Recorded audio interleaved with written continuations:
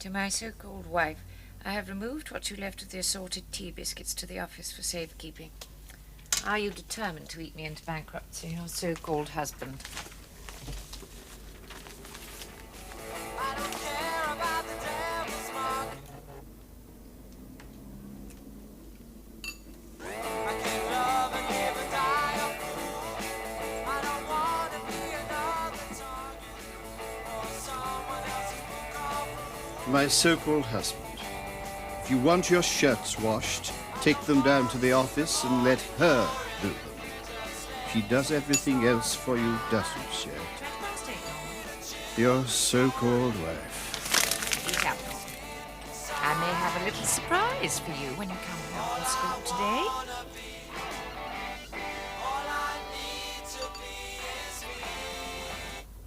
9 across. Shelley's Happy Tipple. 2 words, 6-6. Aren't you ever going to work, Rumple? Ah, blithe spirit! I've got this crossword fella over a barrel. Are you going to sit around all day long in your dressing gown? Our business is not what it was. Oh, come on. I've got to get this kitchen shipshape. Shipshape! Aye, aye, Captain. Stir your stumps, you landlubbers. No, I haven't finished. Why don't you get off to Chambers? Because nothing is happening in Chambers. Business is terrible. There's an unexpected outbreak of lawfulness. Somebody ought to write the Times about it. What have I had the last month? 1 small break and enter and 2 careless drivers.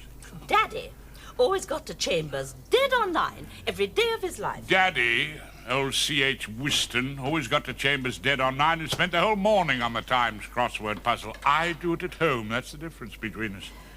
Anyway, you ought to be grateful. Grateful? For the companionship.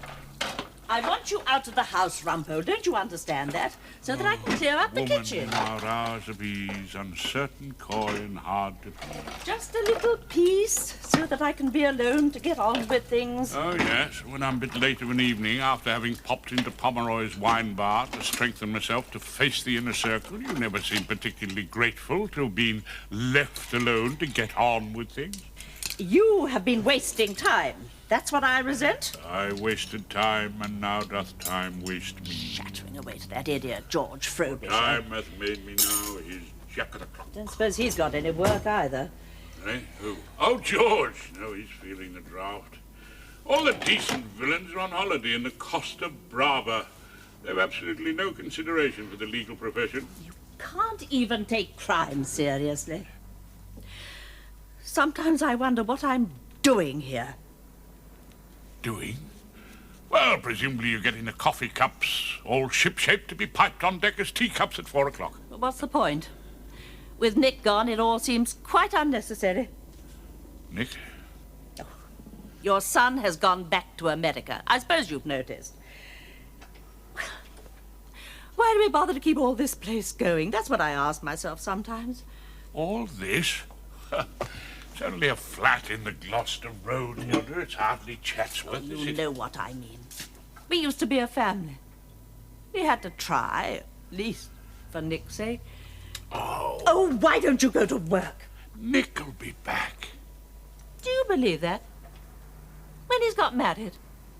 When he's got his job at the university in Baltimore? Why on earth should he want to come back to Gloucester Road? To see us, to hear the news, to know what I'm doing in court. What you're doing in court?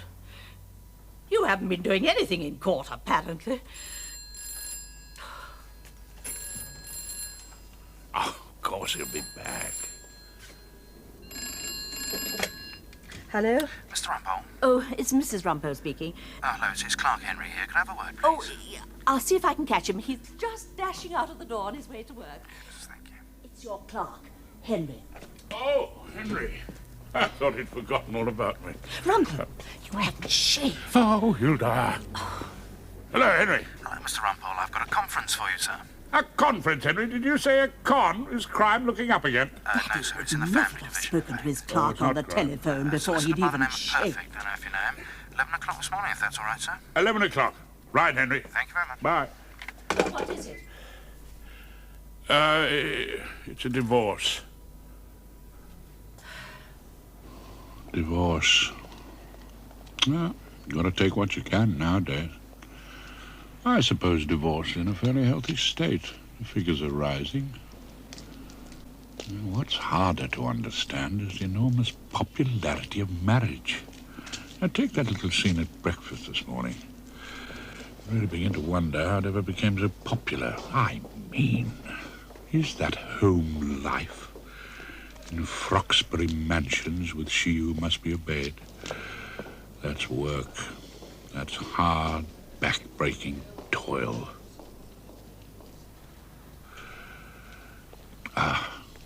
It's a relief to get down to the temple for relaxation.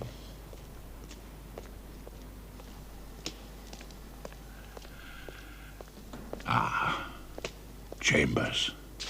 That's home.